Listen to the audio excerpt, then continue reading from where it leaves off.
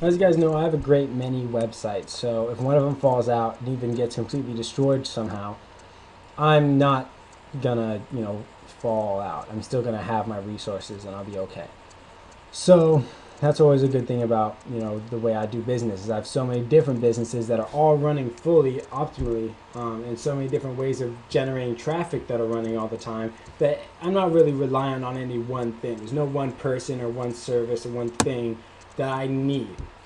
But I wanted to teach you about basically with the Penguin and Panda updates. For me, I'm about to fix the update again to where my website will go back in the top charts on Google for the Beats keywords. But after I do that, I'm not going to work very hard on promoting the Beats in the search engines anymore. I'm going to start. I'm doing other things for that particular website. I'm going to grow it in a big way, especially on YouTube. I'm going to get a ton of traffic from YouTube onto that website.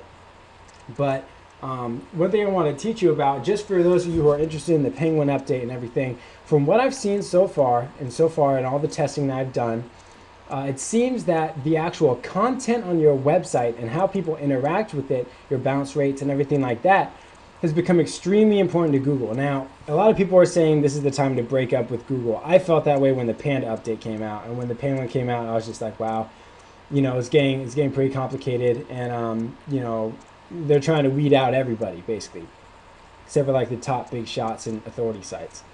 So, that's fine. But basically what I figured out, for those of you who are interested in knowing about this stuff, of course, still want to do SEO and everything, it's a great startup tool. If you're not making much money, then starting up with the search engines is how I did it, and a lot of people do it. A lot of people call it bum marketing because it's so easy. But the content of your website now matters. So it's not just the backlinks anymore, it's the content. And I'm on Shadowville's website right now. I use them as an example a lot. They're really cool. I respect them and everything. They've been doing it for a while. So I always like to use them as an example, but in their content, it's not a flash store. Like on my page, on my website, there's a My Flash store right here where people can just scroll through and listen to all the beats at once and buy them in a long list. The way Shadowville has it is he has a single buy license button, and each one of these is a post. This is just a WordPress site, by the way. But the way he does it is each of these is a post, and you can click on any of them and find a new beat or whatever. And you can listen to it, you can download it if you're a member, and everything like that. And everything is part of the actual website. So as you see, there's no My Flash store, right?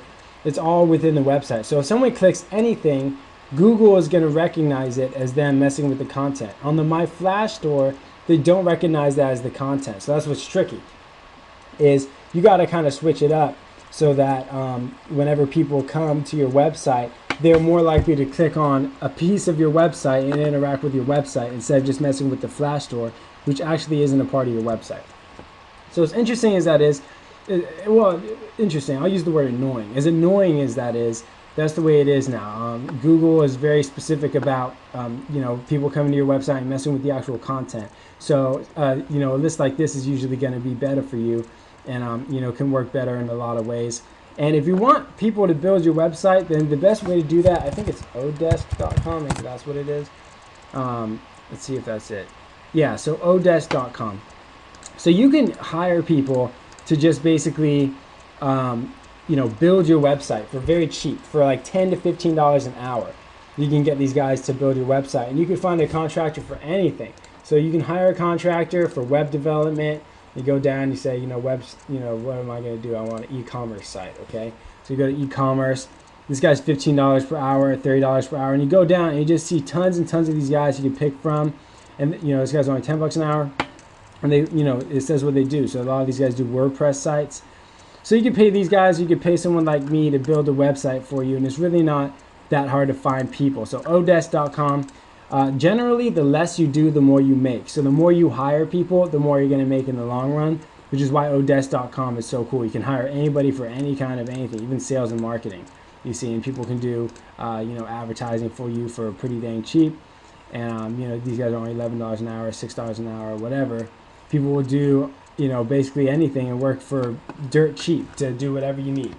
So that's a way you could build websites like that if you want a customized website. But the main thing is that the My Flash store, Google doesn't like it as much these days, but then again, I'm not really even into Google that much anymore. It's all about Twitter, YouTube, Facebook, and those kind of things. So let's keep going, and we got more covered.